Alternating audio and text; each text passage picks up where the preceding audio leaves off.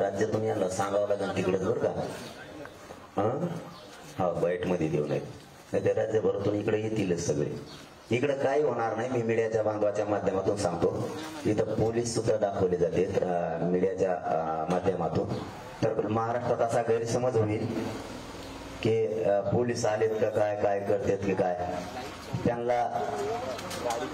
त्यांनी आदेश दिल्यामुळे त्यांना थांबणं आहे असं काही नाहीये. सगळं शांततेचं वातावरण आहे इथं. काही काळजी महाराष्ट्रातल्या मराठा समाजानं करू नका. त्यांचं फक्त म्हणणं आहे तुम्ही सलाईन घ्या आणि संचारबंदी लागलेली त्यांचा नाविलाज आहे. त्यामुळे समाजात काही गैरसमज पसरू देऊ नका. पोलिसांचा फौजफाटा मोठा लागल्यामुळं जवळपास 5-6 हजार लावले त्यापेक्षा जास्त. त्याच्यामुळं आपल्याला मुंबई जाताना हे आलं. काळजी घ्या. सगळे शांत राज्यात राहा. राज्यभर सगळ्या मराठा बांधवांनी शांत राहा. इथं काही नाही. ते फक्त आले थांबले. पुन्हा ते तशी काय म्हणतात ना त्याला पुनरावृत्ती पहिल्यासारखी करणार नाही. महाराष्ट्राने हे समजून घ्या. एकदा अंतराळी झालेले पुन्हा ते शक्य नाही. आणि ते जर त्यांनी केलं तर त्यांना नाविलाज.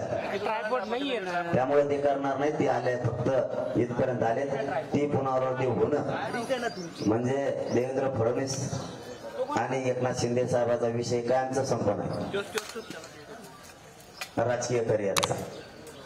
त्यामुळे पुन्हा आंतरवाली तेच दिवस कधीच येणार नाही.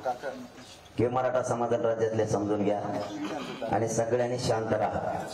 तुमचा काही गैरसमज व्हायचा की पोलिसांचा फौजफाटा खूप मोठा आहे म्हणून तुम्ही इथं बिगर कामाचे माणसं एकदा सांगितलं एकाने सुद्धा इथं गर्दी करायची सगळ्यांनी.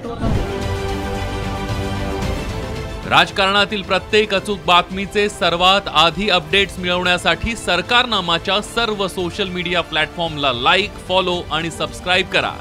तसंच सर्व नोटिफिकेशनसाठी बेल आयकॉन प्रेस करायला विसरू नका.